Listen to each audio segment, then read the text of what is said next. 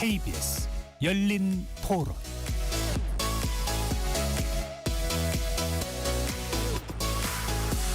안녕하십니까. KBS 열린 토론 배종찬입니다. 지난해 미국 무역대표부는 보고서를 통해 우리나라의 망 사용료 입법 시도와 온라인 플랫폼법을 디지털 무역 장벽으로 공식화했습니다.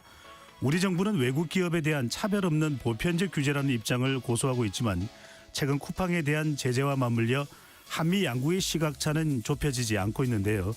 여기에 더해 트럼프 대통령이 한국 국회에 대미투자특별법 입법 지연을 문제 삼으며 상호 관세 인상 가능성까지 언급하고 있습니다.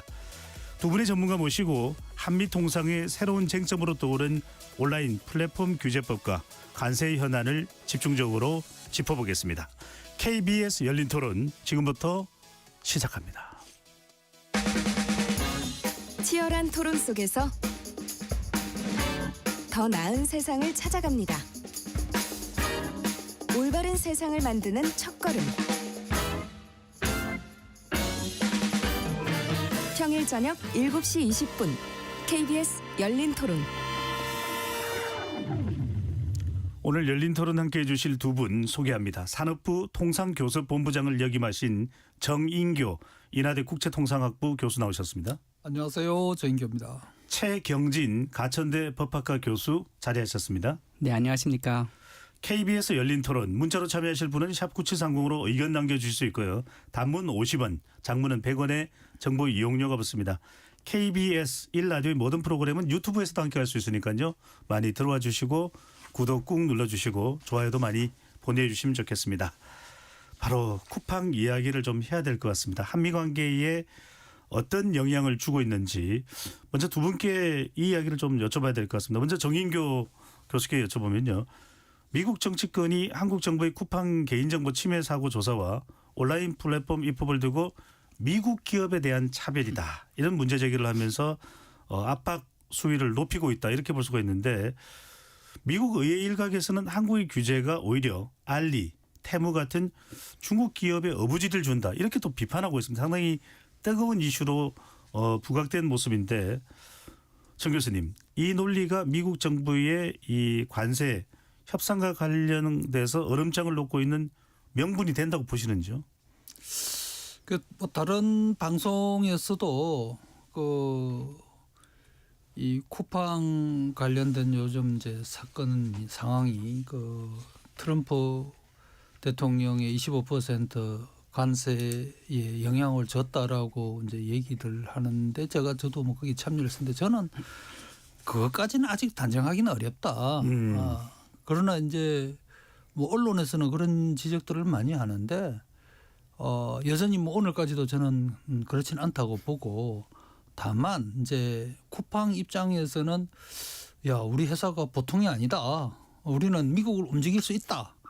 이런 그 느낌을 한국 정치권이나 또 한국 뭐 언론 국민들한테 보여주고 싶은 그런 의도가 충분히 있을 것이다라는 생각이 들고 또 시기가 딱 맞물리긴 했어요. 그러다 보니까 뭐 그런 얘기가 나온 것 같은데 뭐 그 이후에 이제 한미 간에 뭐 여러 이제 통상 해난 이슈가 지금 이제 논의가 되는 과정에서 쿠팡 문제가 나오기는 했어요. 네. 그래서 완전히 관계가 없다라고는 얘기는 못 하겠지만 일단은 이제 트럼프 대통령의 그 최근 25% SNS는 기본적으로 한국 정부가 약속한 연간 최고 200억 달러 대미 투자를 가급적이면 하루 빨리 성사될 수 있도록 이걸 압박을 넣기 위한 게 기본일 것이다라는 생각입니다. 예. 정 교수님께서 짧게 하나 더 여쭤보고 최경진 교수님은 만약에 우리가 대미투자 특별법을 서둘러서 뭐 1월 중순에 통과시켰다면 트럼프 대통령의 25% 요구는 안 나왔을 것이다. 이렇게 봐도 될까요? 1월 중순에 통과가 됐다고 그러면은 그럴 가능성은 거의 없죠. 그 이유는 지금 이제 이게 여러 가지 문제가 있는 게 우리가 이제 매년 200억 달러, 최고 200억 달러를 투자를 한다고 돼 있는데 매년이라고 했을 때 그 시점 언젠가에 대해서는 양측이 합의를 한 게 없어요. 예. 미국 기준으로 하면은 4월 1일이 그 새로운 회계 연도거든요. 그럼 트럼프 대통령 입장에서 보면은 초태 연도는 금년 3월 말까지고 4월부터서는 2차 연도가 되는 거거든요. 분명히 미국은 그렇게 생각할 겁니다. 그리고 지금 트럼프 대통령 입장에서는 11월 중간 선거를 생각을 한다면은 자기가 작년에 그렇게 전 세계를 시끄럽게 했던 이런 관세 문제로 인해서 진짜 눈에 보이는 뭔가가 이루어져야 되는데 전혀 상황이 지금 그렇게 돌아가고 있지 않거든요. 제일 먼저 미국이 협상을 타결했던 나라가 영국인데 영국조차도 그거는 영국은 완전히 협상이 마무리됐기 때문에 비준을 해야 되는 단계입니다. 예. 우리는 협상이 끝나질 않았어요. 아직도 많은 나라들 협상이 안 끝난 겁니다. 지금도 지금 뭐 최근에도 그 우리 정부 대표단이 미국 가서 비관세 장벽 협상을 했거든요. 그러니까 팩트 시트는 지금까지 합의된 거를 큰 덩어리로 그냥 정리해서 발표한 것이고 심지어 MOU도 아직 공개가 안 됐지 않습니까? 그렇기 때문에 트럼프로서는 지금 우리나라가 그러면 다른 나라도 상황이 더 안 좋거든요. 그러니까 이게 상당히 지금 마음이 조급할 수밖에 없는 거예요. 예. 우리나라만 이런 것이 아니다. 최기진 교수님은 자꾸만 이 한미 관세 협상 합의 과정에서 쿠팡이 거론되는 이유는 어떻게 보시는지요? 여러 가지 좀 고민해야 될 것 같은데요. 사실 상황이 좀 미국 국내 정치 상황과 트럼프 대통령이 맞닥뜨리고 있는 그 상황을 우리가 좀 유심히 볼 필요가 있을 것 같습니다. 이제 저는 이제 법 제도적인 관점을 주로 이제 고민을 한다면 이제 제가 생각하는 미국 내 이제 트럼프 대통령의 어려운 점을 본다 그러면 첫 번째는 이제 사실 미뤄지긴 했는데 아마 5월 정도로 예상되는데 연방대법원의 판결이 지금 아마 내려질 거라고 예상되고 있거든요. 예, 원래는 2월이었다고 했다고 네, 원래 그렇습니다. 그런데 지금 미국 내 이제 그런 언론 매체를 보면 그 공화당에서 이제 사실 추천해서 대법원장이 된 로버츠 대법원장조차도 약간 이 이슈에 대해서 법리적으로는 문제가 있다라는 그런 이제 얘기들이 나오고 있거든요. 그러면 지금 이제 기존의 하급심에서는 또 이전 이제 심급에서는 지금 졌단 말이죠. 미국 정부가. 그러면 그러한 기조가 유지됐을 경우에 그동안에 이제 이뤄왔던 이런 관세에 대한 모든 협정들이 다 무효화될 수 있는 문제 또는 그것을 이제 유효하게 만들기 위해서 다른 법적인 근거를 찾아야 되는 문제가 있거든요. 그랬을 경우에 그로 인한 이제 정치적인 타격은 아마 굉장히 클 겁니다. 이것이 이제 하나가 있을 수 있고요. 예. 또 하나는 이제 교수님 말씀하신 것처럼 사실 11월에 중간 선거가 있는데 중간 선거는 참 큰 의미를 가지잖아요. 대통령이 모든 권한을 가지지만 그러나 중간 선거에 지면 할 수 있는 게 별로 없어집니다. 미국 상황조차가. 그러니까 그런 중간 선거에 승리하기 위해서는 그에 따른 이제 미국 내의 여론을 트럼프 대통령이 유리하게 만들 필요가 있는데 그런 문제도 저는 있다고 보고요. 그래서 이제 지금 상황에서 이제 트럼프 대통령이 또 최근에 이제 아이스 문제도 있지 않습니까? 이런 여러 가지 복합적인 상황 속에서 어쨌거나 실적을 보여줘야 되는데 그러한 실적을 보여주기 위한 명분 쌓기용으로 한국 같은 경우에는 지금 이제 법도 지금 통과시키지 않고 있고 또 사실 이제 디지털 법 관련된 플랫폼 관련된 법 문제도 어떻게 보면 전적으로 한국의 국내법적 문제임에도 불구하고 이것을 자꾸 통상 쟁점화하면서 논리적인 어떤 연계성은 없지만 그러나 정치적으로 좀 활용하고 있는 게 아닌가라는 생각을 합니다. 그러니까 법적인 판단도 아니고 오히려 미국 국내 정치를 의식한 상황을 의식한 그런 정치적 접근일 수 있다. 그런데 공교롭게도 정 교수님 쿠팡 사태를 두고 미국 의회에서 한국이 미국 기술 기업을 표적으로 삼고 있다라는 보고서가 나왔습니다. 최근 이제 쿠팡에 대해서 우리 이 정부의 공정위 제재가 미국의 상호관세 부과 명분으로 이러다 보니 활용될 가능성은 어떻게 보시는지요?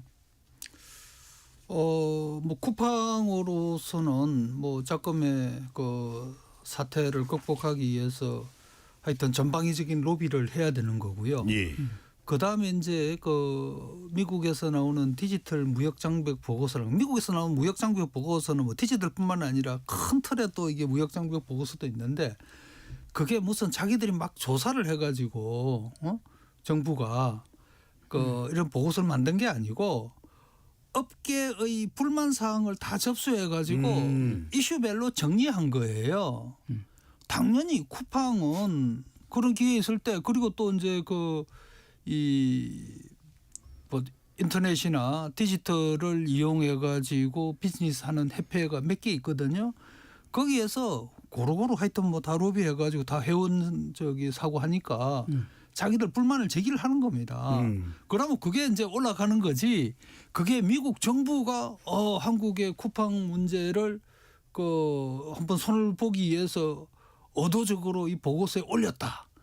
이렇게 볼 수는 없는 겁니다. 뭐 지금까지 나왔던 그전에 나왔던 보고서도 마찬가지고요.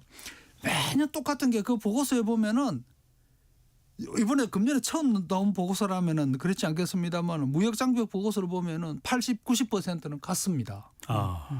조금 바뀝니다. 조금. 왜냐하면 거기서 또 매년 뭐 미국 업체들이 컴플레인한 그게 그대로 바로 컴파일돼서 나오는 거다. 이제 그렇게 보셔야 그런 걸 됩니다. 모아서. 그렇습니다. 근데 이제 통상교섭본부장을 역임하셨으니까 그냥 단도직입적으로 좀 교수님 여쭤볼게요. 뭐 쿠팡이라고 하는 회사가 어떤 식으로 미국 내에서는 로비도 합법적이니까 로비를 해서 이런 미국과 한국 두 나라의 이 외교 또는 통상 문제까지 영향을 줄 수 있습니까? 충분히 있죠. 아. 충분히 있는 것이 어쨌든 쿠팡은 한국에서 비즈니스를 해서 뭐 수익의 매출의 뭐 90 몇 %를 가져가지만 합법적으로는 그 미국에 등록된 회사고 그리고 쿠팡은 사실은 기업 규모에 비해서는 그 소위 대정부 로비를 뭐 비율로 봐서는 훨씬 많이 하는 회사고요. 또 최근에는 그 뭐 다른 디지털 회사도 마찬가지입니다만은 그 고위 퇴직자들을 많이 영입을 합니다. 왜냐하면 이게 디지털 비즈니스라는 게 전통산업은 역사가 뭐 어떤 거는 뭐 200년 된 것도 있고 오래되다 보니까 법으로서 규제가 촘촘히 잡혀져 있지 박혀 있지 않습니까? 그런데 새로운 신통상은 규제가 없어요. 기업이 먼저 기술을 이용해 비즈니스 모델을 만들어 가지고 돈을 벌면서 특히 미국은 그런 기업에 대해서는 그냥 놔줬다가 문제가 되면은 나중에 규제가 들어오거든요. 그러니까 그거를 미국 기업에서 미국 최근에 뭐 쿠팡뿐만 아니라 구글이고 뭐 아마존이고 다 그런 식으로 컸기 때문에 그런 데는 로비력이 대단합니다. 그래서 당연히 뭐 미국 내에서도 하고 또 한국 정부에 대해서도 그야말로 세게 로비를 하는 대표적인 기업이고 김범석 쿠팡 의장 같은 분은 뭐 트럼프 관련 이벤트에 꾸준히 하여튼 최대 액수로 후원 취임식 때도 그렇고요. 네. 다 내고 있는 거고 그뿐이겠습니까? 그 밑에 있는 뭐 많은 로비스트들이 하여튼 뭐 알겠습니다. 저도 뭐 많이 가보면은 많이들 나와 있습니다. 그건 뭐 영향이 없다고 할 수는 없다. 상당히 유의미한 영향을 줬을 것이다. 최경진 교수께서는 어떻게 보시는지 이 쿠팡이 어쨌든 트럼프 정부에 영향을 줄 수 있는 인물들과 관계를 맺고 있는 것만은 또 분명해 보이네요. 네, 그렇습니다.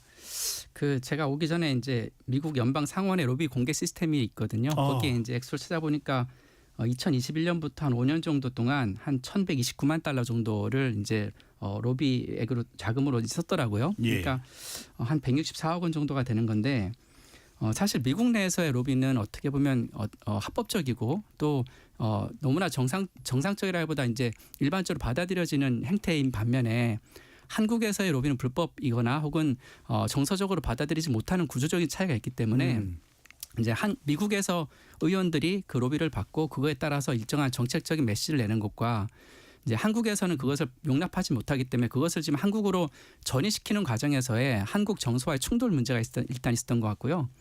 또 하나는 제가 보기에는 이제 쿠팡이 미국 의회를 동원해서 한국에 어떤 압력을 넣거나 또는 이제 부정적 영향 또는 본인들이 유리한 어떤 영향을 끼치게 하겠다라는 것을 우리가 뭐 증거는 없기 때문에 확실하게 알 수는 없지만 저는 그런 면도 뭐 부인할 수는 없겠지만 다른 한편으로는 구조적 차이가 좀 있는 것 같습니다. 어떤 의미일까요? 기본적으로 미국 의회가 플랫폼에 대해서 가지는 어떤 정책적 내지 규제적 관점에서의 내러티브가 있거든요. 뭐냐 하면 기본적으로 전 세계의 플랫폼 시장을 장악하는 거는 결국 미국 플랫폼들이거든요. 그렇기 때문에 미국 플랫폼이 전 세계에 각국에 나아갈 때 그 플랫폼을 규제하는 법을 만드는 것은 그거는 무역 장벽이라고 생각하는 거거든요. 차별하는 것이고. 그런데 반면에 한국이 좀 독특한 게 한국 시장의 특수성이 있습니다. 한국은 유럽과 다르게 독자적인 플랫폼을 가지고 있고 이 플랫폼이 나름 한국 내 시장에서 선방을 하고 있거든요. 그런 과정에서 한국 내에서 또 법을 만들게 되면 한국의 법제가 과거와 달라가지고 특히나 디지털 관련된 법제에 있어서는 글로벌한 영향력이 상당히 높아졌습니다. 그러다 보니까 EU가 만들고 나면 그 EU 시장 내에서 여러 가지 여러 국가들이 함께 공동 대응하니까 힘이 있지만 예. 이제 한국은 그 중간에서 독특한 그런 시장 내지는 정책적 영향력을 가지고 있기 때문에 미국의 의회 입장에서는 구조적 차이, 인식에 대한 구조적 차이로 인해서 한국에서 이런 법을 만들게 되면 비단 한국 내에서의 플랫폼, 미국 플랫폼의 어떤 활동의 제약 문제뿐만 아니라 그러한 서사들이 한국의 서사들이 동남아라든가 다른 나라로 퍼져나갔을 때 그로 인한 파급 효과까지 고민하지 않을 수 없는 것이거든요. 그러다 보니까 이번 이러한 기회에 미국 의회에서 입장에서도 오히려 뭐 로비도 받았겠지만 다른 한편으로는 그러한 기존에 해왔던 서사들을 보다 더 이 기회를 빌어가지고 더 강력하게 한국에 요구할 수 있는 그러한 타이밍이 좀 애매하게 좀 맞물려지지 않았을까라는 생각이 듭니다. 교수님 그런 차원일까요? 이제 공정위의 쿠팡 조사는 우리가 보더라도 국내 소비자 보호를 위한 또 더군다나 정보 유출도 어마어마한 규모가 있었지 않습니까? 네네. 정당한 집행이라는 시각이 많습니다. 그런데 이제 이것이 한미 FTA의 내국민 대우 원칙 위반이다라는 미국의 주장이 나오는데 이렇게 이제 걸고 넘어지는 이 미국에서 나오는 한미 FTA 내국민 대우 원칙 위반 이건 어떤 의미입니까? 이제 내국민과 똑같이 대우하라라는 거거든요. 그러니까 다시 말하면 사실 특혜를 줄 것도 없고 우리가 일반적으로 법을 적용하거나 집행을 할 때 내국민에게 적용하는 것과 똑같은 잣대로 똑같이 외국 기업 그 나라 기업에 적용하라는 것이 기본적으로 내국민 대우 원칙이거든요. 아하. 이거는 일반적으로 통상에서 가장 중요한 원칙입니다. 사실은 최애국 대우와 이 내국민 대우 원칙 두 가지가 사실 양대 산맥으로 중요한 원칙인데 이번 이제 쿠팡 사태 같은 경우에는 좀 의아스럽긴 하지만 우리나라에서 미국 기업이라고 해서 특혜를 줄 것도 아니고 또 그렇다고 해서 한국 기업이라서 더 특혜를 줄 것도 아니고 사실 국민들의 개인 정보를 유출하거나 침해했는데 그것을 가만히 손 놓고 있는 것은 국가가 할 일이 아니지 않습니까? 예. 그렇기 때문에 국가가 소비자 보호 내지는 개인정보 보호 관점에서 실제 조사도 하고 그에 따른 어떤 제재를 나아가는 것은 너무나 자연스러운 것이고요. 오히려 이렇게 차별 없이 하는 것이 오히려 FTA 정신에 맞는다고 할 수 있겠습니다. 네, 그러면 이제 미국 주장에 대해서 반박도 가능한데 제이디 벤스 미국 부통령도 김일성 총리와의 만남에서 그런 설명에 대해서 뭐 이해는 한다라고 이렇게 표명을 했다고 하는데 문제는 현실입니다. 정 교수님, 이 미국 연준 이사인 케빈 워시가 차기 연준 의장으로 지명이 된 상태거든요. 쿠팡의 현재까지 사회 이사인데 이제 임기에 들어가면은 이 사회 이사직을 내려놓을 것 같은데 이 영향은 어떻게 보십니까? 그렇잖아도 저희 작은 아들이 그런 얘기를 했어요. 그게 뉴스 뜨자마자 쿠팡 북도 맞네 그러더라고요. 그러니까 하필이면은 사회이사인 양반이 그 연준 차기 의장으로 이렇게 또 네이밍 이 지명되는 것은 우리 정부 차원에서도 사실은 뭐 부담을 안 느낄 수는 없겠죠.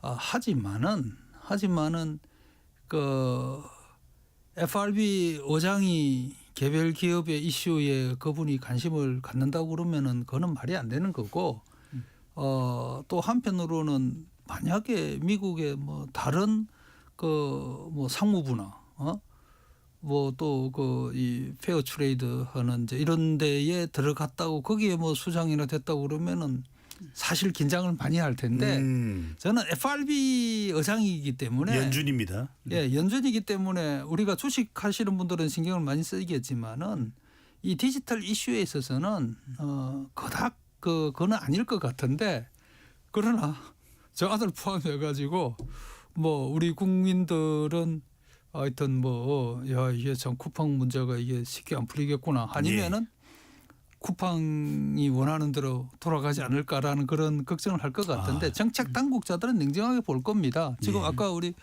뭐 교수님 말씀하신 것처럼 일단은 뭐 제가 봐도 말이 안 되는 게 회사에서는 3천 몇백 명이라고 그러는데 우리는 3,300만 명이라고 정보 유출된 게 아무리 그래도 이게 1대 만이라는 거는 이거는 뭐가 문제가 있을 수도 있는 거 아니겠어요? 예.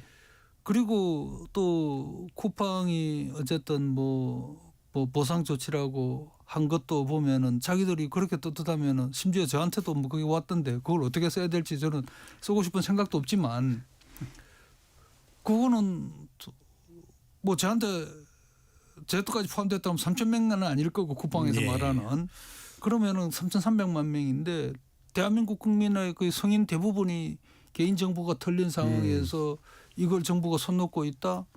이거는 뭐 벤스 부통령이 아니라 트럼프 대통령도 실은 이게 이렇게 된 거기 때문에 우리로서는 그야말로 객관적인 최소한의 조치라도 할 수밖에 없다라는 데 대해서 그것 동의 안 할 사람은 없다고 봅니다. 다만 예.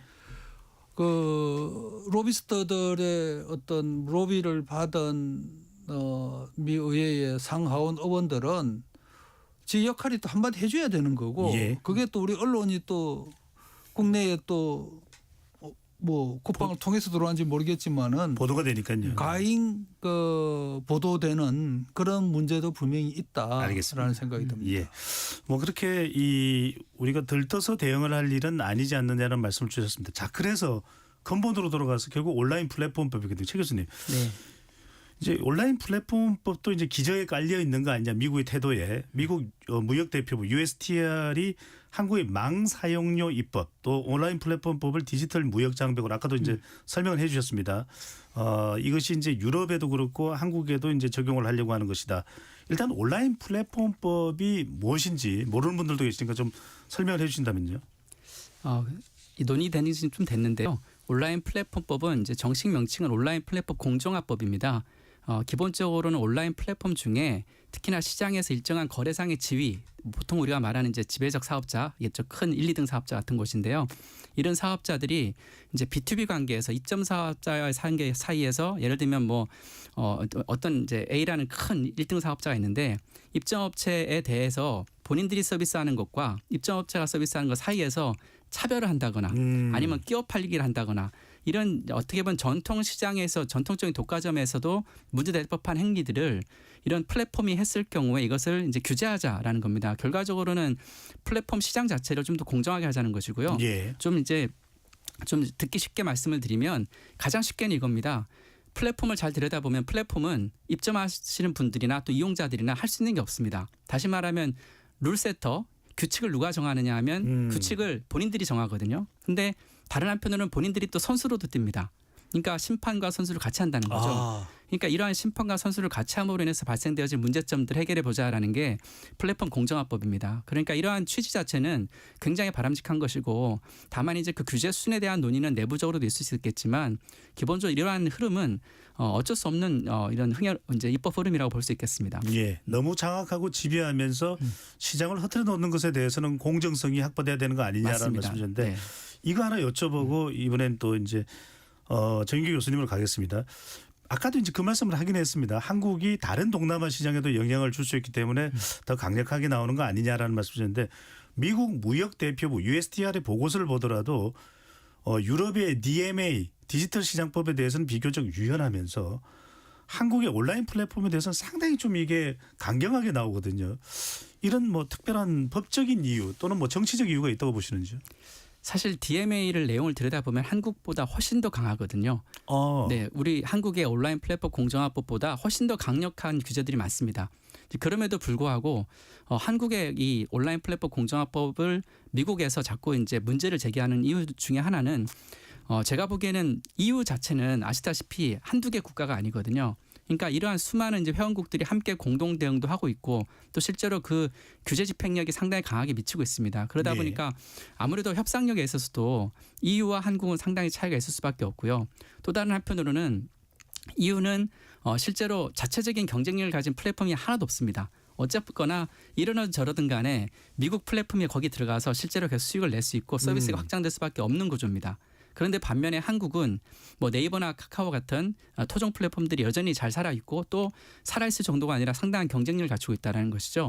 그리고 또 한편으로는 우리의 입법이 DMA보다 좀 더 약화된 수준으로 되어 있긴 한데 문제는 이거를 참고해서 만약에 다른 이제 국가들이 우리나라와 비슷한 수준의 국가들이라든가 혹은 아니면 뭐 저개발 국가나 또는 개발도상국들이 만약에 비슷한 그런 자국민 보호 내지는 자국에 있는 소상공인들을 보호하겠다라고 했을 때 예. 그럼 어떤 입법을 갈 거냐라고 하면 DMA식의 강력한 입법은 사실 성공하기 쉽지 않거든요. 그런데 한국이 이러한 입법을 성공하고 나면 그 법은 굉장히 차용하기 좋은 법이 된다는 겁니다. 이러한 구조적인 문제 때문에 아마 미국 입장에서는 어떻게든 간에 한국에서 이러한 DMA 유사한 플랫폼 공정화법을 입법하지 않는 것이 미국에 있는 그런 플랫폼 기업들이 전 세계로 뻗어나가는데 새로운 규제 장벽을 만들지 않게 되는 그런 굉장히 좋은 출발점이 될 수 있거든요. 그렇기 때문에 아마도 강력하게 대응하는 것 같습니다. 미국이 일종의 이 본보기를 보인다. 그런 성격도 있다고 그렇죠. 이렇게 맞습니다. 볼 수가 있는데 근데 또 아주 객관적으로 보면 정 교수님 이게 이제 차별 없는 보편적 규제다. 우리가 뭐 미국이라고 해서 이렇게 하는 건 아닌 건데 미국은 한국의 망 사용료 부과가 아까 말씀드렸던 이 온라인 플랫폼부터 비롯해서 망 사용료 부과가 미국의 이 이른바 콘텐츠 프로바이드 CP사인 유튜브, 넷플릭스 등의 이익을 침해하고 있다. 말하자면 이 공정한 이 적용인 망 중립성 성격이 아닌 무역 장벽으로 보고 있는 가장 큰 이유는 뭐라고 봐야 될겁니까? 예, 그러니까 이제 이 데이터 플로우 뭐 인터넷을 쓴다든가 이런 게 이제 기업들 간에 이게 고만고만했을 때는 그 망중립성 문제가 말이 되는데 그러니까 어느 인터넷 기업이나 어느 개인이나 인터넷 이용해서 자기가 편리하게 쓸 수 있도록 해준 게 우리가 인프라를 만든 게 인터넷망 아니겠습니까? 예. 그런데 이제 아시다시피 유튜브라든가 넷플릭스 같은 경우에는 데이터를 써도 너무 많이 쓰는 거예요. 솔직히. 대량이죠. 예. 그리고 이게 그 제한된 용량 내에서 뭐 상당 부분을 그쪽에서 써버리면은 다른 쪽에서 병목 현상이 생기는 거고 이제 그렇다고 그러면은 우리나라도 그 소위 백본이라 해가지고 이제 인터넷망을 계속 깔아 나가야 되는데 그렇게 하려고 그러면 사실은 이제 돈이 필요한 거고 예. 그러기 위해서는 많이 쓰는 회사들한테 부담을 한다라는 거는 그것도 정말 중립적인 방안이죠. 근데 미국 업자들은 뭐 이 부분에 대해서 싫어할 수밖에 없는데 예, 미국 의원들도 그 부분은 뭐 이해를 하는데 다만 이제 최근에 이제 우리 정부에서 이제 그런 업체들한테 상당히 그 거액을 소위 부과를 했거든요. 부과를 했습니다. 실제로 했고 그게 이제 이슈화 되면서 그거부터가 내기 싫은 거예요. 그 전에도 이제 일정 부분 좀 내는 게 있었는데 이제 또 이게 또 유럽 같은 데서도 이제 문제가 되어가지고 뭐 일부 내는 것도 있고 뭐 해서 뭐 그런 해결 과징료 성격에. 네. 그러니까 너무나 많이 쓰니까 앞으로 가면 갈수록 더 많이 썼으면 썼지 덜 쓰지는 않을 거고 그런 차원에서 이제 그게 필요한 거고 특히 이제 또 지금 현재 우리가 이제 이게 대부분 또 해저 케이블로 들어오고 물론 뭐 인터넷 저 인공위성을 통한 예. 그런 것도 있겠습니다만은 해저 케이블도 사실 투자를 지금 많이 해야 되는 상황입니다. 그런 차원에서 이제 우리가 한 건데 어쨌든 아까도 말씀드렸습니다마는 미국 기업들은 한 푼이라도 전략을 하고 싶고 그러기 위해서 강력한 로비 군단을 만들었고 그 로비 군단의 역할이 이제 그런 식으로 나타나는 건데 분명히 뭐 지금도 이 망 사용료 문제는 통상 이슈화 돼 있습니다. 제가 좀 근데 최 교수님, 네. 이건 언제 불거져도 또 불거질 수밖에 없겠네요. 해결이 안 된다면. 맞습니다. 지금 말씀하신 좀 더 보충을 하면 제가 보기에 사실 망용 대가 문제는 오래된 이슈거든요. 그러니까요. 그런데 이 이슈를 왜 굳이 가지고 나왔을까라고 하면 이제는 기존에는 이제 망중립성을 기반으로 망용 대가 문제를 얘기를 했거든요. 그런데 망중립성 자체가 전 세계적으로 정립된 개념도 아니고 또 이게 정파마다 상당히 다른 접근 방식을 취하다 보니까 이거는 해봤자 지속 가능성이 없다라고 판단을 내린 것 같고 그 관점의 전환을 통해 가지고 이걸 아예 망 중립성이라고 하는 어떤 가치적인 문제가 아니라 그냥 무역 보복 내지 무역 장벽 이슈로 관점을 전환해 버리자라는 게 첫 번째 있을 것 같고요. 예. 두 번째는 EU가 지금 망이용 대가 입법을 하고 있습니다. 추진하고 있습니다. 아마 올해 될 것 같은데요. 이 망이용 대가 입법이 EU가 만약 하고 나면 망이용 대가는 이제는 납부를 법적으로 해야 되거든요. 한국도 지난번에 이제 망이용 대가 소송을 하는 과정에서 망이용 대가를 이제 실제로 부과시키려는 하는 입법 추진이 있었는데 만약에 EU가 이루어지고 나면 한국도 분명히 그런 논의가 나올 수 있다라는 거죠. 이러한 것을 원천 차단하겠다라는 것도 있고요. 그래서 결과적으로는 미리 선제적으로 한국에 경고를 줌으로 인해서 망이용 대가 입법까지 가지 않도록 하겠다라는 것이고요. 또 한편으로는 망이용 대가라는 것이 사실은 합법적 트래픽에 대한 차별하지 말라는 게 기본적인 내용인데 예. 그 망중립성 원칙 자체가 그런데 사실 우리는 그게 망이용 대가를 납부하지 말라는 얘기가 전혀 아닙니다. 실제로 미국의 AT&T라든가 이러한 이제 주요 CP 이제 컨텐츠 프로바이더들이 이미 돈을 내고 있거든요. 그러니까 자본주의 세상에서 남의 망을 쓰는데 돈을 안 낸다는 건 말이 안 되지 않습니까? 그래서 이건 너무나 당연한 논리인데도 불구하고 제가 말씀드린 그런 두 가지 측면 때문에 아마 그렇지 않을까 싶고 결과적으로는 한국이 앞서가고 있는 디지털 시장에서의 경쟁력을 레버리지로 해가지고 다른 부분에 대한 어떤 협상력을 좀 가지려는 거 아닌가 라는 그런 생각도 같이 합니다. 근데 교수님 한편으로는 또 지금 이제 망 사용료를 우리가 이제 유럽의 DMA처럼 부과하기 시작하면 넷플릭스라든지 이런 유튜브 같은 경우에는 넷플릭스는 구독료를 올린다든지 또는 이 유튜브 같은 경우에는 개인 컨텐츠 제공자들에 대한 이 수입을 줄인다든지 이런 조치가 나올 가능성도 있지 않을까요? 충분히 그럴 수 있죠. 그렇지만은 이제 그 정부 입장에서는 어쨌든 명분이 중요하고 또 현재 이렇게 지금 뭐 망에 부하가 많이 걸리는 부분에 대해서 뭔가 대책을 마련해야 되지 않겠습니까? 또 한편 또 다른 쪽으로 생각을 해보면은 이 유튜브나 이런 데서도 한국처럼 이렇게 그 트래픽이 많은 나라에서는 자기들도 이 기관망에 대한 투자를 좀 해줘야 돼요. 구글은 투자를 하고 있거든요. 투자는 구글 같은 데는 하고 있습니다. 그런데 이제 제일 문제가 이제 넷플릭스가 지금 전혀 손을 못 대고 있죠. 하여튼 굉장히 민감한 이슈가 될 것만은 분명해 보이는데 이걸 이제 무역 장벽으로 미국은 전환시키고 있다. 최 교수님 또 하나가 있습니다. 위치 정보. 이건 막 계속 구글하고 다투는 문제인데 네. 또 클라우드 보안 인증이라고 CSAP 같은 안보 관련 규제까지 미국이 비관세 장벽으로 집어넣는데 이야기가 너무 보안 인정을 강화해서 뭔가 들어가지 못하도록 한다. 위치 정보도 그렇고 이 의미가 되는 겁니까, 교수님? 네, 맞습니다. 그런데 이제 사실 이 이슈가 뭐 어제 오늘의 얘기가 아니라요. 10년 전 그 USTR 리포트도 보시면 똑같은 게 있습니다. 그때도 위치 정보, 그다음에 이제 지도 정보, 이제 고정밀 지도, 그다음에 이제 그런 CSAP 같은 규제들은 계속적으로 무역 장벽으로 지금 이제 주장을 하고 있는데요. 그게 항상 이제 수면 밑에 있다가 이러한 협상이 테이블에 어떤 이제 협상을 해야 될 타이밍이 오면 꼭 그걸 수면 위로 끌어올려 가지고 같이 그냥 테이블에 던져놓거든요. 그래서 이 이슈는 아마 완전한 해결이 되지 않는 이상 계속 갈 것 같은데 예. 이제 우리가 좀 봐야 될 거는 이 이슈가 단순하게 어떤 경제적 문제만은 아니라는 겁니다. 특히나 한국의 어떤 지정학적 위치라든가 우리가 또 처하고 있는 이제 주변 국가의 관계 이런 것들을 고려해봤을 때 사실 지도 정보라든가 또는 위치 정보 내지는 이게 CSAP 등등 이런 문제들은 사실 국가 안보 관점에서 접근할 수밖에 없는 것이고요. 실제로 많은 나라들이 이러한 이제 안보 관점에서의 접근을 뭐 제한하거나 아니면 규제를 두거나 하는 것은 너무나 자연스러운 일이고요. 예. 그렇기 때문에 이것이 국익과 직결된다면 특히나 국가 안보와 직결된다면 일정한 수준의 제약은 할 수밖에 없을 것 같습니다. 우리가 이걸 또 우리 IT 안보 차원에서 또 보안 차원에서 또 이걸 또 순순히 내놓을 수는 또 없는 것이고요. 자, 근데 이제 그 조금만 제가 거기서 이제 부연을 하면은 요즘처럼 이렇게 IT나 디지털이 국방 안보에 매우 중요하기 때문에 안보 차원에서 디지털 관련돼서는 규제를 강화해야 된다라는 말이 맞기는 맞는데 또 한편 생각해 보면은 그걸 이유로 해서 가인 규제를 하는 것도 큰 문제다. 사실은 이제 우리가 뭐 구글 지도하면은 뭐 우리가 네이버에서 쓰는 그거보다도 더 선명한 이미지를 볼 수도 있는 측면도 있지 않습니까? 예. 근데 이런 상황에서 기술이 이렇게 바뀌어 있는 상태에서 50년 전에 갖고 있던 생각을 지도가 얼마나 중요한데 이 지도를 어떻게 해외에 반출을 해?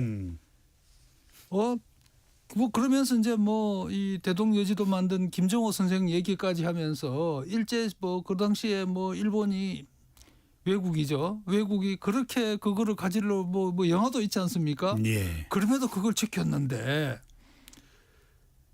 공급은 하긴 합니다. 하지만 이 초정밀 지도는 우리가 줄 수 없다 이런 입장으로 알고 물론 있습니다. 이제 그 이제 정밀도가 다르긴 하죠. 네. 그래서 이런 기술적 발전에 따라서 그 과잉 규제다 싶은 거는 우리가 과감하게 정리는 해야 된다는 점. 두 번째는 아까 CSAP 얘기하셨는데 당연히 공공기관의 그 인터넷망이나 장비에 대해서는 뭐 국정원이든 또 안보 관련 기관에서 그 철저하게 관리하는 게 맞는데 이게 이제 자칫 잘못하면은 2중 3중 그 검증이고 또 그게 검증의 어떤 그 절차나 이런 게 빨리 좀 진행되어져서 비즈니스에 부담을 안 주면 모르겠는데 그게 또 몇 년 걸리거든요. 예. 요즘 이렇게 기술이 바뀌고 비즈니스 모델이 뭐 몇 달만 돼도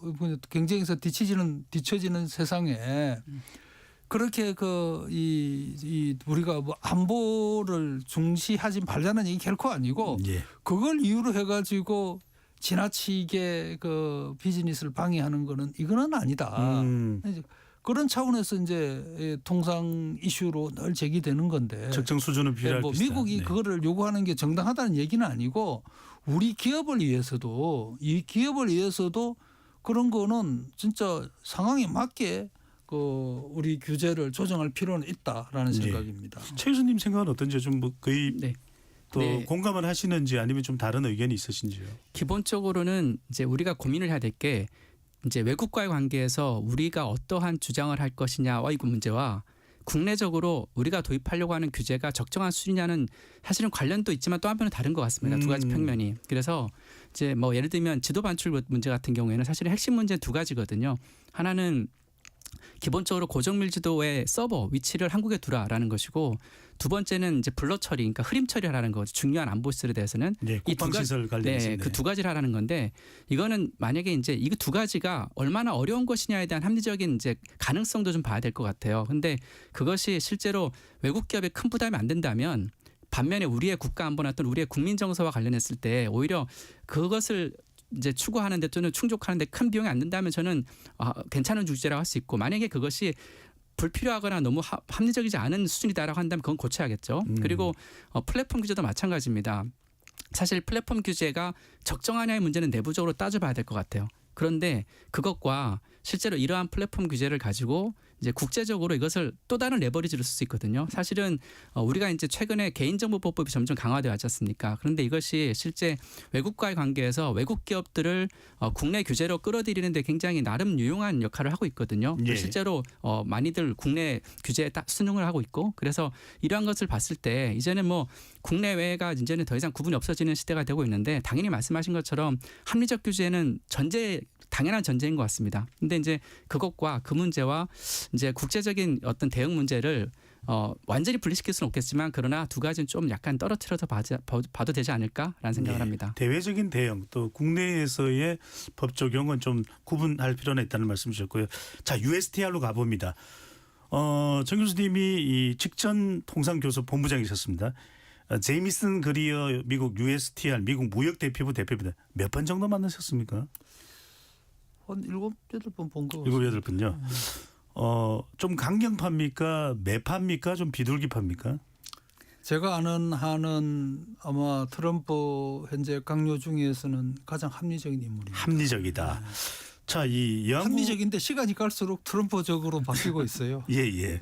자, 당시에도 이제 이 7-8차례 만났을 때도 분명히 온라인 플랫폼이나 망 사용료 관련해서는 비관세 장벽으로 주장을 했을 텐데 그때 뭔가 결과적으로는 어떤 변화를 요구를 하던가요, 정 교수님? 이제 저도 뭐 미국만 아니라 다른 이제 통상장관들하고 통상회담을 할 때 우리 기업들이 그 요구하는 사항 중에서 최소한 저는 이거는 좀 심한 요구다 싶은 거는 걸러내고 우리가 요구할 수 있는 것만 저쪽에다가 전달을 해서 이것만큼은 꼭 좀 해줬으면 좋겠다. 그것도 6개월 내에 또 요거는 뭐 좀 시간이 걸리니까 좀 오래 갈 수 있겠지만 그렇게 요구를 하는데 미국은 그리어 이전에도 캐서린 타이도 그렇고 그 전에는 이제 또 제가 뭐 그냥 교수로서 민간인으로서 이제 USTR도 본 적들도 미국 사람들은 그런 거는 없어요. 기업들이 얘기하는 거는 다 정리해 와가지고 설령 현장에서 하도 이슈가 많아가지고 길어서 뭐 이게 리스트가 많아가지고 그 자리에서 말을 못하면은 나중에라도 우리가 이게 갖고 있는 관심사항인데 이것도 한번 좀 봐주세요 하고 남기고도 갈 정도로. 그래서 기업이 요구하는 거는 일단은 다 상대국에 전달한다라는 걸로 제가 봤을 때는 이거는 너희들도 생각해보면 말이 안 되지 않니라고 말을 하고 싶은데 그렇게 또 뭐 그 자리에서 얘기할 수 있는 시간적 여유가 없어가지고 저도 제 얘기를 해야 되니까 주어진 시간에. 예. 이제 물론 이제 일단은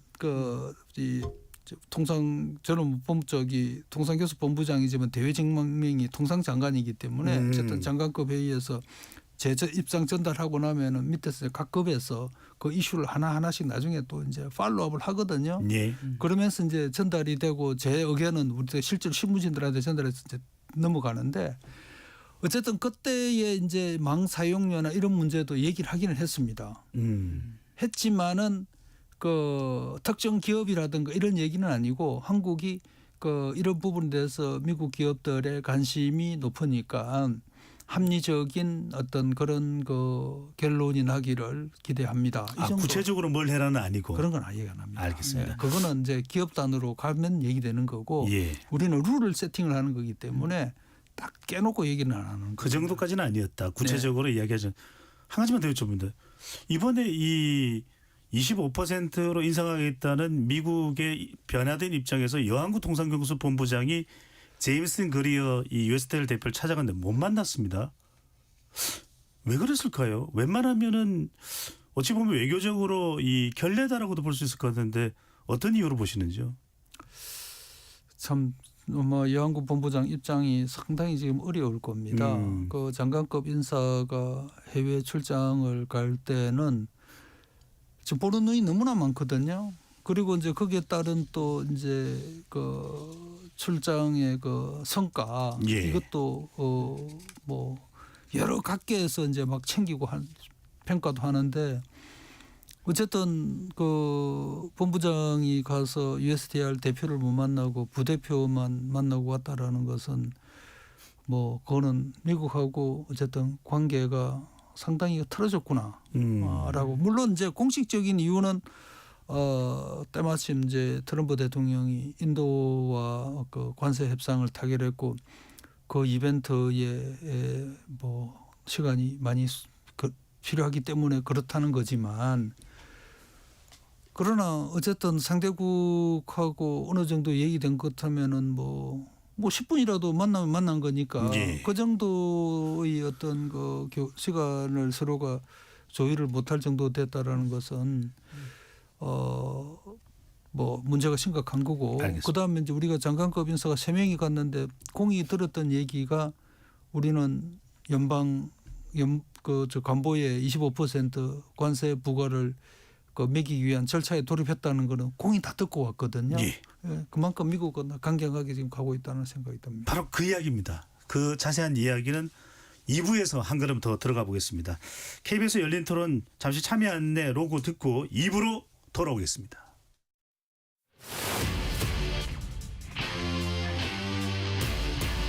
토론에 정답은 없습니다. 토론이 세상을 바꿀 수도 없습니다. 하지만 질문은 새로운 세상을 만들 수 있습니다. 질문으로 올바른 세상을 만드는 첫걸음 KBS 열린 토론.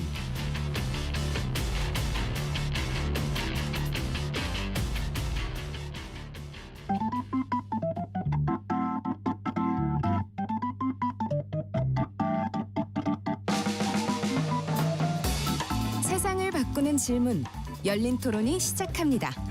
KBS 열린 토론은 언제나 열려 있습니다.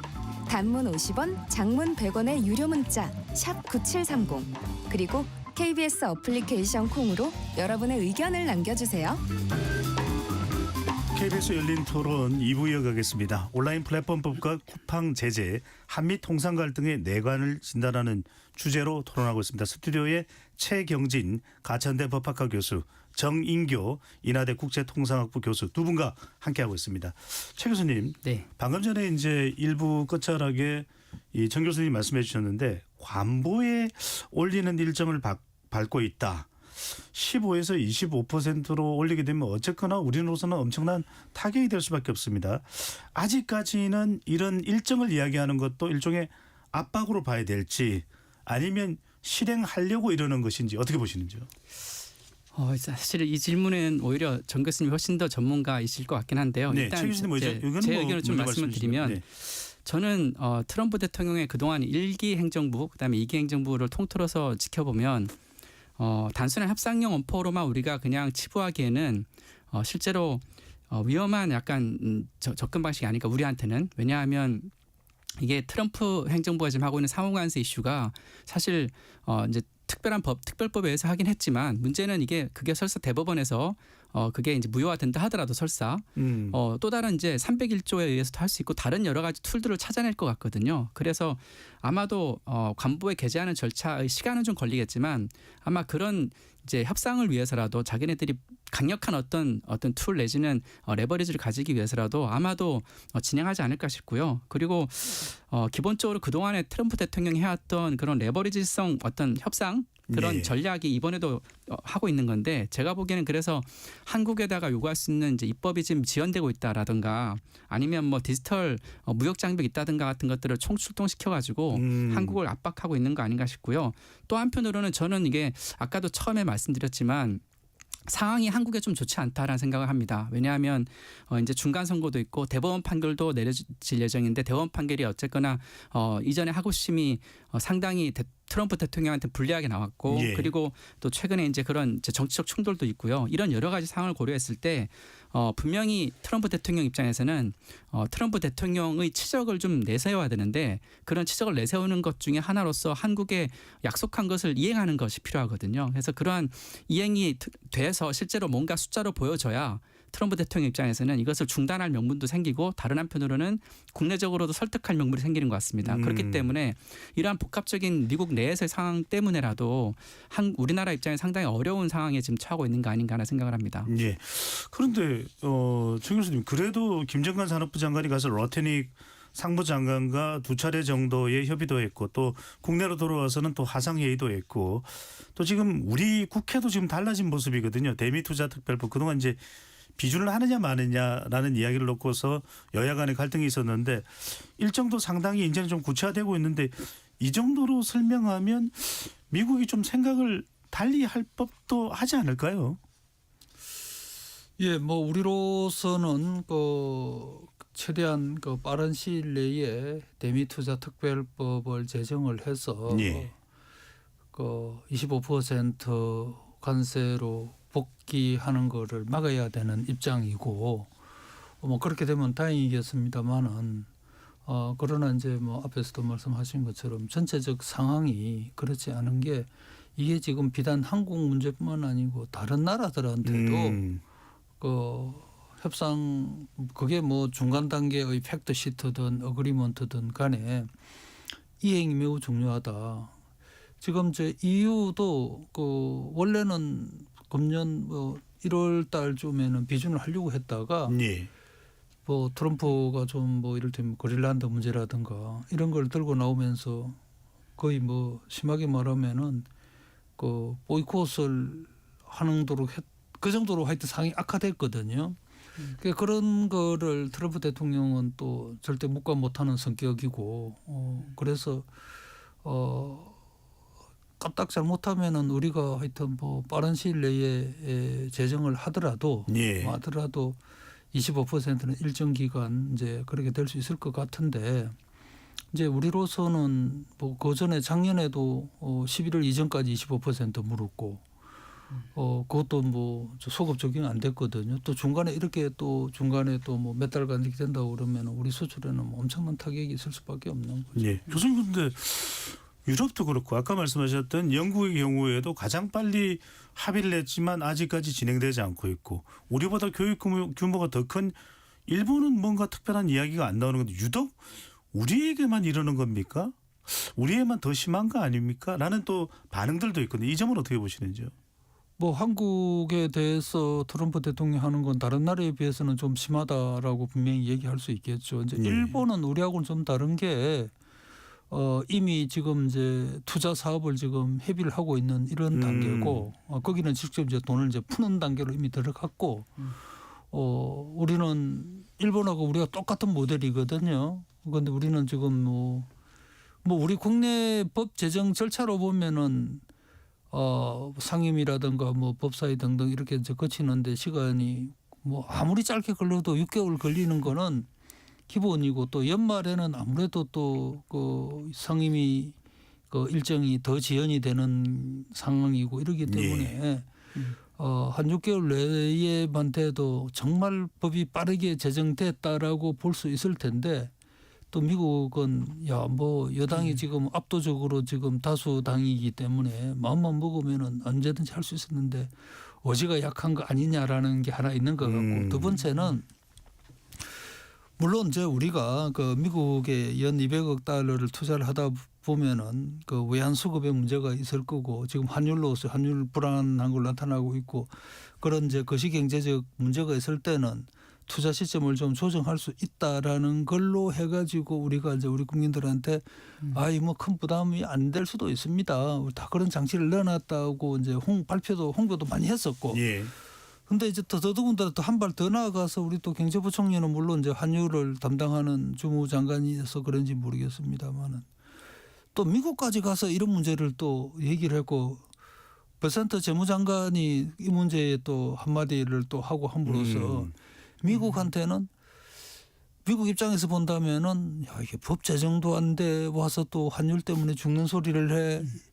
이거는 뭐가 좀 문제가 심각해지는 거 아니냐라는 그런 상황을 만들어 줬을 수도 있다. 그런데 우리가 이제 미국하고 문제는 특히 그 미국은 저도 뭐 그동안에 미국하고 업무를 해보고 하면은 약속의 내용을 만드는 것도 중요하지만은 그거를 지킨다라는 약속 이행도 정말로 그 신경을 많이 쓰는 나라거든요. 그 강대국일수록 약속 안 지키는 거에 대해서는 그 일종의 그 처벌을 하는 게 이미 역사로부터 다 관례화되어 있는 건데 그 우리가 어렵지만은 어쨌든 뭘로 해서 이렇게 빠져나갔다라는 이런 인식을 상대국에 줘서는 안 되겠다. 알겠습니다. 그 투자를 뭐 해야 된다는 건 아니고 우리가 할 수 있는 데는 성의껏 해야죠. 하다가 나중에 진짜 문제가 더 거시경제가 악화된다고 그러면 그때는 미국도 그 설득할 수 있는 명분이 될 텐데. 조금 적극적인 태도가 필요한 거 아니냐는 말씀입니다. 오늘 우리가 이제 온라인 플랫폼법을 이야기하고 있으니까 최 교수님 그러면 이렇게 디지털 무역 장벽 보고서가 나온 시점에 또 이런 25%를 올리겠다는 이야기가 나와서 뭔가 그러면 디지털 이 관련 온라인 플랫폼법이나 또는 망중립성 관련된 부분을 우리가 좀 적극적으로 수용하면 이 또 관세에 대해서는 재조정될 수 있거나 또는 철회될 수 있는 그 가능성도 있을까요? 그건 굉장히 어려운 질문인 것 같은데요. 저는 두 가지는 좀 다른 트랙이라고 생각합니다. 그동안에 이제 무역 관련된 측면에서도 보면 사실은 디지털 분야와 실물 분야, 이제 상품 분야는 좀 공산품이 다르게 취급돼 왔거든요. 그래서 두 가지를 직접 연결하기는 쉽진 않을 것 같습니다. 더군다나 많은 나라들이 디지털 분야에서 어떤 특정 규제를 두고 있지 않았기 때문에 사실상 장벽이라는 것이 없었던 거나 마찬가지였던 거거든요. 이제 최근에 입법들이 생겨나고 있는 건데요. 이번에 이제 트럼프 행정부에서 이렇게 나오는 거는 어떻게 보면 디지털 분야에서의 이런 명분 쌓기를 통해 가지고 그 이슈를 통해서 결과적으로 공산품 관세로 자연스럽게 연결시키는 그러한 과정이 있는 거 아닌가라는 생각이 들어요. 그래서 지금은 법적 필연성이라든가 또는 디지털 분야 어떤 이런 이제 무역 장벽 이슈 자체에 대해서 미국이 문제 제기를 하고는 있지만 아까 이제 정 교수님 말씀하신 것처럼 매년 저도 이 무역장벽 보고서를 보거든요. 보면 항상 똑같은 말이 있습니다. 그리고 NT 리포트가 내셔널 트레이드 에스티메이트거든요. 그러니까 실제로 본인들이 이거를 평가해서 뭔가 이렇다 저렇다 판단한 게 아니라 진짜 기업들이 가지고 와서 이것을 이런 문제가 있습니다. 이런 어려움이 있다 말하면 그걸 다 수용해 가지고 그냥 진짜 협상용으로 던지는 거로 보여지는데 그런 면에서 봤을 때 사실 법적인 필요성은 없는 이슈였는데도 불구하고 미국이 이번 기회에 이러한 정치적 연계 내지는 어떤 면에서는 이런 무역 장벽 관점에서 이런 연계를 통해 가지고 예. 실제 공산품 관세로까지 이어지게 만들려는 거 아닌가 하는 생각이 들고요. 그렇지만 또 한편으로는 저는 좀 약간 이거를 너무 전방위적으로 하진 않을 거다라는 생각이 듭니다. 왜냐하면 모든 분야에서의 공산품 관세를 올리거나 또는 관세를 너무 전방위적으로 올리게 되면 결국은 미국 내 물가 문제도 생기게 되고 여러 가지 어려움들이 또 경제적으로 있거든요. 그렇기 때문에 아마 특정 품목 중심으로 가거나 아니면 특정 국가나 또는 협상 압박에 대해서 뭔가 이제 압박에 굴복할 수 있거나 또는 뭔가 협상의 여지가 있는 나라들 중심으로 선택적으로 아마 진행되지 않을까 이런 전환들이요. 그래서 이런 외부의 압박 내지는 외부의 무역 장벽을 통해서 이걸 바탕으로 관세로 이어가는 그런 것들을 좀 선별적으로 저는 미국이 선택을 하지 않을까 생각을 합니다. 예. 제가 이제 만약에 쿠팡의 대관 책임자라면은 만약에 이번이 아주 큰 기회예요. 어떤 의미이신가요? 아니 어쨌든 트럼프 대통령이 15% 관세를 25%로 올렸고 한국이 일정 부분 또 뭐 제스처를 취하면은 15%로 복귀를 하지 않겠습니까? 예. 그 과정에서 어쨌든 한국을 압박할 수 있는 가장 좋은 기회죠. 그 지금 현재 진행되고 있는 여러 가지 비관세 장벽이나 이런 것까지 다 뭉텅거려서 아마 우리한테 청구서를 내밀 수 있는 이보다 더 좋은 기회가 어디 있습니까? 그래서 이거를 적극적으로 쿠팡은 아마 이 기회를 이용을 할 거다. 그게 이제 미 정부에서 이 건을 가지고 뭘 하려고 하는 것보다는 예. 기업들의 로비가 가장 집중되는 시점이고 또 객관적으로 봐도 타이밍이 아주 절묘하게 잘 맞았다라는 생각이 듭니다. 이번에는 그러면 시점을 한번 바꿔보겠습니다. 쿠팡이 정인교 교수님께서 쿠팡 관계자로 가시면 안 되니까 그러면 우리 정부 관계자라면 지금 우리는 이미 미국에다가 쿠팡에 대한 제재는 합법적이고 온당한 조치다.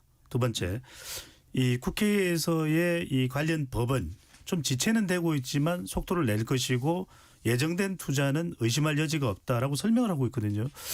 여기에도 미국은 아랑곳하지 않고 있습니다. 자, 뭐 다시 이제 또 지금 여한구 통상교수 본부장이 있으니까 또 다른 어떤 정부의 특별 자문역을 맡으신다면 어떤 우리 협상 카드를 더 꺼내들 수 있을까요? 지금 상황은 상당히 어렵습니다. 하여튼 우리가 약속을 지킨다라는 거를 보여주는 거 외에는 뭐 다른 어떤 별다른 방법을 찾기는 어려울 것 같고. 예. 저는 이제 이러다가 또 지금 그동안에 안보나 방위 관련 어떤 협상은 지금 잠잠한데 또 그 문제로 오히려 불통이 튀지 않을까 그게 걱정이 되거든요. 그래서 어쨌든 미국에 대한 수출은 우리 경제에서 매우 중요한 부분이고 또 미중 갈등 구도에서 우리가 어느 쪽에 줄을 서야 된다는 것도 확실한데 이번에 이 관련되는 비용들을 최소화하는 방법은 하여튼 트럼프 대통령이 문제 삼은 그 부분을 빨리 해결하자. 어떤 부분인지 조금만 더 구체적으로 말씀해 주시면. 지금 다행히 우리 이제 국회에서 대미투자 특별위원회를 만들기로 했고 예. 또 한 달 내에 법 제정하는데 어느 정도 의견 일치를 본 것 같습니다. 시간이 된다면 가능하다면 이걸 좀 기간을 더 좀 단축을 했으면 좋겠고 또 한편으로는 정말로 우리 국회의장이나 또 국회 상임위원장들이 일종의 공동 성명을 발표한다든가 예. 이렇게 해서 미척한테 우리가 당초 예상했던 그 일정보다 훨씬 더 앞당겨서 우리는 처리를 하겠다라는 걸 의지 표명하는 게 그게 현재로서는 가장 나은 방법이라고 봅니다. 교수님 근데 조금 더 안 여쭤볼 수가 없는 게 그러면 우리가 어느 정도 지금 구체적인 일정도 잡히고 있거든요. 한 달 내로는 통과시켰다. 그러면 이 정도의 우리의 계획 일정에 대한 확신은 전달될 수 있을 텐데 그래도 간부 이야기를 꺼내들고 미국까지 찾아간 우리 이 외교 협상단의 이 문전박대를 하는 거는 어떤 의미로 봐야 됩니까? 뭔가 다른 이유도 있다고 봐야 됩니까? 이제 미국은 이 장관급에서 이 관세 문제에 관련돼서는 결정할 사안도 백악관에서 다 보고를 하고 트럼프의 재가를 받아서 트럼프 대통령이 직접 결정을 해서 내려보내는 시스템이거든요. 예. 그 트럼프 대통령은 이번 기회에 이게 진짜 제대로 성사될 수 있도록 자기가 이렇게 메시지를 날렸는데 밑에서 뭐 아무리 그 좋은 묘를 수안을 내셔도 아마 그걸 바꾸기는 현실적으로 가능하지 않은 상황이다라는 거고 더 나아가서 우리가 트럼프 측을 어쨌든 뭐 어떤 형태든 우리가 하여튼 이 부분에 대해서 확신을 줄 수 있는 그 루트를 찾아서 최대한 노력하는 게 뭐 지금으로서는 그 방법밖에 없다. 일단은 진행 가능성이 있을 것이고 그것을 어떻게든 법도 좀 빨리 통과시키고 더 그 외에 트럼프를 좀 설득하는 방법을 좀 시도할 필요가 있다는 말씀이신데 우리가 이제 온라인 플랫폼법 이야기를 많이 하고 있는데 최 교수님 이런 이야기도 나옵니다. 온라인 플랫폼법이 시행되면 여기에 대한 이제 미국 정부나 또 기업들의 이 반발도 크다고는 하지만 미국 기업의 경우에는 만약 그런 경우에는 또 나가버릴 수가 있고 정작 국내 기업인 네이버나 카카오가 오히려 역차별을 받으면서 피해를 입을 수도 있다. 이런 분석도 나오네요. 이제 법을 만들 때마다 항상 나오는 얘기가 역차별 이슈가 나오거든요. 예. 최근에 몇 년 동안 보시면 아마 언론 기사를 찾아보시면요. 플랫폼 관련된 또 IT 관련된 입법에서 빠지지 않는 주요 이슈 중에 하나가 역차별 이슈입니다. 그런데 이제 이거는 사실 한국의 어떤 위상과도 관련돼 있는데요. 과거에는 한국 정부가 실제로 법을 해외 사업자에 대해서 법을 집행하려고 할 때 그 집행의 실효성이 사실 거의 뭐 없는 경우가 많았거든요. 근데 지금은 그렇지 않습니다. 언론에 찾아보시면 예를 들어서 이제 개인정보보호법 위반 사례 같은 경우에 처음 뭐 몇 년 전에 메타와 구글에다가 통합해서 한 1,000억 원 정도의 그 과징금을 부과한 적도 있고 실제로 예. 납부를 했거든요. 물론 소송은 진행되지만 그런다 이런 것처럼 과거에는 생각지 못했던 그러한 규제 순용도가 많이 좋아졌다라는 겁니다. 그런 관점에서 봤을 때 플랫폼법을 만들었을 때 과연 이게 국내 역차별이 있을 것이냐 이거는 저는 전적으로 정부의 집행 노력과 의지에 달려있다고 생각합니다. 지금까지 기조대로 외국 사업자도 한국 사업자도 차별 없이 또 특정 사업자를 우대함도 없이 동일한 기준으로 집행을 해나가고 실제로 그 집행을 실천하기 위한 노력들을 계속 해나간다면 그런 지속 가능성이 있다면 저는 역차별 이슈는 없을 것 같고요. 역차별 이슈를 해소하는 중요한 방법 중에 하나가 예. 또 이제 그러한 것을 뒷받침하기 위한 제도적 장치들이 있습니다. 대표적인 게 국내 대리인 제도라든가 또는 법의 역외 적용 규정 같은 걸 둬가지고 실제로 우리나라의 그런 규제 집행 기관들이 정말 해외 사업자에 대해 주저하지 않고 집행할 수 있는 그런 법적 근거를 마련하면 되거든요. 그리고 다른 한편으로는 만약 이것을 이제 도입하게 되면 알리나 테무처럼 중국 기업들한테 유리한 거 아니냐라는 얘기도 있습니다. 예. 그런데 이것도 역시나 사실은 법을 조금만 보면 그렇지 않다는 걸 알 수 있는 게 알리테무가 만약에 이 플랫폼 공정화법의 적용 대상이 되고 또 그에 따른 위법 행위를 한다, 금지 행위를 한다라고 했을 때에는 똑같이 규제 집행을 하게 될 거거든요. 그러면 그 기업이 한국 기업이 됐든 중국 기업이 됐든 또는 미국 기업이 됐든 관계없이 동일한 집행을 할 것이기 때문에 규제 집행력에 있을 문제는 전혀 없을 거라고 보고요. 이러한 것들을 제가 보기에는 미국도 알고 있을 겁니다. 그런데 만에 하나 이 법이 EU의 DMA처럼 주로 그 타겟이 미국 기업만 되는 거 아니냐. 사실 DMA가 게이트키퍼라고 해서 적용 대상을 한정해 놓고 있는데요. 예. 그 대부분의 업체들이 다 미국 기업들입니다. 그런데 한국의 디지털 플랫폼법은 이제 온라인 플랫폼 공정화법은 제가 아직 확정된 버전은 아니겠지만 그렇지 않거든요. 그래서 그 기준에 따라 달라지겠지만 한국 기업이든 중국 기업이든 관계없이 그 기준만 충족하면 다 적용 대상이 됩니다. 알겠습니다. 그러니까 최 교수님 말씀 듣고 보면 미국도 이걸 무조건 하고 무작정 온라인 플랫폼 규제법을 무역 장벽으로 밀어붙일 수만은 없다. 서로 간에 계속 협상과 논의를 해야 되는데 일단 25%로 관세가 올라가는 건 우리에게 상당히 부담스럽습니다.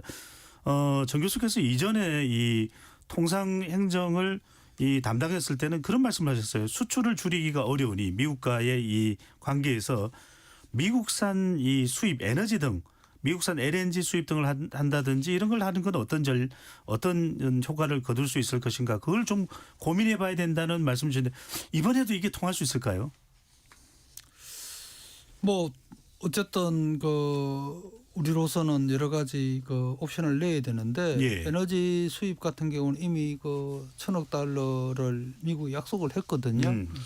그걸 뭐 금액을 올리는 것은 쉽지 않을 겁니다. 1,000억 달러도 사실은 왜냐하면 그렇다고 해서 또 미국 한 나라한테만 우리가 수입하는 것도 그것도 문제 아닙니까? 그것도 다변화가 돼야 되고 하니까 그것도 뭐 최대치로 만드는 거기 때문에 이제 그렇지 않을 거고 오히려 질문은 디지털 관련된 이슈들을 양보를 하고 뭐 관세를 해결하는 방법이 될 수 있지 않겠냐라고 이제 이런 질문으로 바뀔 수는 있는데 예. 에너지는 어차피 우리가 100% 수입을 해야 되는 거니까 미국한테 좀 더 사주는 문제니까 그런 말이 가능하지만 디지털 관련돼서는 우리 국내에도 뭐 사실은 우리나라만한 또 이 디지털 기반이 잘 돼 있는 나라가 없어요. 토종 기업이 그러니까요. 이렇게 비즈니스 하는 나라가 미국, 일본도 해도 없거든요.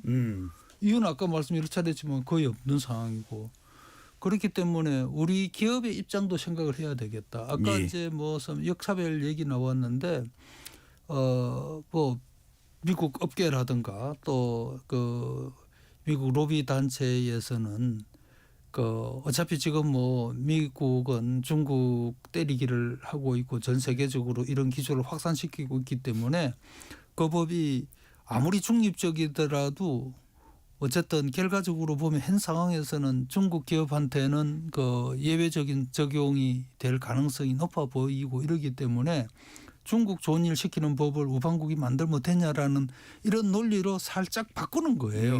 그게 설득력이 있거든요. 알겠습니다. 야, 우리를 괴롭히지 하지 말고 야, 우리가 지금 대치 국면에 있는 저 친구들 좋게 시키는 그런 좋게 만드는 그런 법을 만드는 게 이게 말이 되냐? 그게 더 기회에 와 닿지 않습니까? 알겠습니다.